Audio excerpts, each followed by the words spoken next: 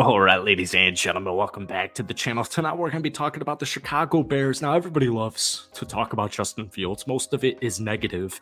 And we saw the backup QB for USC last night in, a college football bowl game light it up. Like, he completely lit it up. He broke records, actually.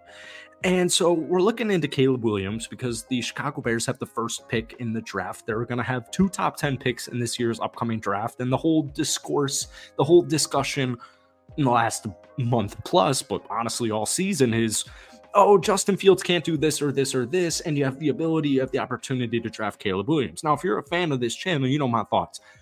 I'm going with Justin Fields for at least another season because for me, like Caleb Williams, 2-9 in his last 2 seasons against ranked college teams. All right. But then it brings up a discourse where it's like, but wins are a QB stat when we're talking about Caleb Williams. But all of a sudden, wins become a QB stat when we're talking about Justin Fields. And I feel like Justin Fields, guys, Luke Getsy's calling plays. Like, Luke Getsy's calling plays, and we've talked about this in our last couple of Bears videos since their victory 27-16 on Christmas Eve over the Arizona Cardinals. We're sitting here and we're talking about it. They're running Wildcat with the ball outside of Justin Fields' hands on 3rd and short. Justin Fields, the quarterback for the Chicago Bears, is running in motion like he's about to catch a ball in the Wildcat formation. Luke Getsy's not the dude. And it's baffling to me that Luke Getsy actually has a job at the time of this recording on Thursday, December 28th. How is Luke Getsy still employed by the Chicago Bears? When you watch Justin Fields play, you can see it. You can see the talent there. All right. Now, obviously, we're talking the Chicago Bears in tonight's video. But before we get any further, if you guys enjoy it, be sure to hit that like button, hit that sub button for daily NFL content. Bears fans, I post a couple of Bears videos every single week on this channel. So if we could try and get this video to 250 likes, that would mean the absolute world to me. It's just so crazy to me. I'm born and bred in the city of Chicago, the Chicagoland area. I went to college in Chicago. I'm from here. My entire family is Bears fans. My entire friend group is Bears fans. And it just baffles me, the dysfunctionality of the Chicago Bears organization, to be quite honest with you, for my entire life. I'm only 24 years old, but my entire life, and it starts with the owners. But here's the thing. The Chicago Bears have so many options this upcoming year, especially in the draft and especially in free agency. And whether or not you want to draft Caleb Williams at 1, or you want to draft Marvin Harrison Jr. at 1, or you want to trade back, it's all good. Because the Chicago Bears GM, Ryan Poles, has options. And the Chicago Bears have not had options like this in pretty much my entire life. But it's crazy to me that Justin Fields just gets critiqued at this level that I just have not really seen before. 15 of 27, 170 yards, a touchdown, and an interception. Justin Fields had one bad throw in that football game, and it was the interception. And quarterbacks are going to make mistakes. But the Chicago Bears still won that football game. And here's the thing. 170 yards. Oh, well, he's only had one game over 300 yards. Well, folks, if I'm running the ball 39 times for only 250 yards and only 6.6 yards per carry, what am I'm going to run the freaking ball. Why am I going to throw a deep route when I'm up 21-7 at halftime against the Arizona freaking Cardinals? I'm not going to go call 20-plus passing plays in the second half because I'm running the ball for 6.6 yards per freaking carry. Khalil Herbert, over 100 rushing yards. Justin Fields, pretty much 100 rushing yards. Rashawn Johnson, almost 40 yards rushing. I'm going to call runs. And so, I don't know, man. I just don't really love the hate that Justin Fields gets. Just, whether or not you're a Bears fan or you're an NFL fan, it doesn't matter to me. I just think he gets the short end of the stick every single time. And what I want for him is I want a competent head coach and I want a competent offensive coordinator.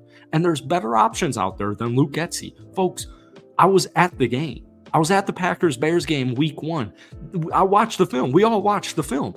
They wanted this dude, Justin Fields, one of the best rushing quarterbacks in the National Football League, to be Aaron Rodgers. He's not Aaron Rodgers. Now, Justin Fields can throw a nice football. And if you're an Ohio State fan, you know exactly that. He can throw the frickin' football. But when we look deeper onto this team, the center position, like what was the thought process with the center with Lucas Patrick heading into the season? I can't believe it was an actual thought process.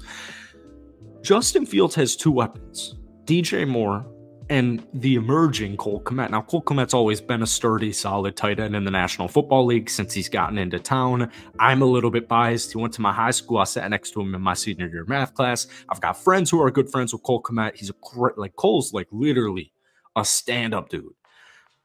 Those are his two options. And when we, like I said, look into the play calling, there's like 20 freaking screens behind the line of scrimmage every single week. And it's like, dude, you don't have the personnel to be doing this. If I had Tyreek Hill and DJ Moore and all these fast wide receivers, yeah, sure, let's throw some wide receiver screens. Let's do some jet sweeps. Let's get some guys in motion.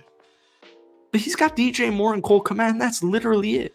How many touchdown drops does Robert Tonyan need to have before we can admit, oh, Justin Fields has pretty much no weapons? And like we said at the beginning of this video, it's just funny to me how I don't think Caleb Williams is going to be that dude. I think he's a really solid quarterback, but I also think Justin Fields is a really solid quarterback. And Caleb Williams did not enamor me enough. I know he had a bad offensive line, but newsflash, so does Justin Fields. I know he had a bad offensive line, but I did not see enough from Caleb Williams where it's like he's the clear-cut first pick in the draft.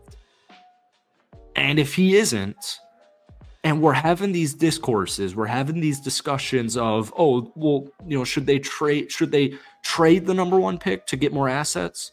Should they draft Marvin Harrison Jr. because he's such a great talent? Well, that just doesn't help Caleb Williams at all. In fact, I actually even saw a mock draft this afternoon that had Drake May going number one overall to Chicago. The NFL draft and what's mocked right now is going to be completely different than it is before the draft day. Like, I remember last offseason, Anthony Richardson, to me, was a top 5 pick. But that dude was nowhere close to a top 5 pick until pretty much the couple of weeks leading up to it, pretty much until his draft combine.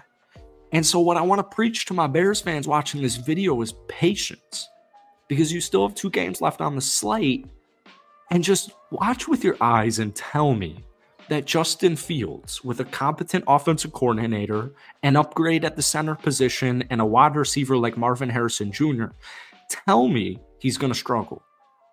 Oh, they blow so many fourth quarter leads. I'm looking at Eberflus's decision making, and I'm thinking to myself sometimes, like, well, why is that the decision here? So it's just interesting because USC just played in their bowl game last night, and their backup quarterback broke record. So it's food for thought, and it's got a lot of people thinking. So I'm curious to hear what you guys have to say. With the first selection in this year's draft, what are you doing if you're the Chicago Bears? Let me know down below. But as always, hit that like button, hit that sub button for daily NFL content.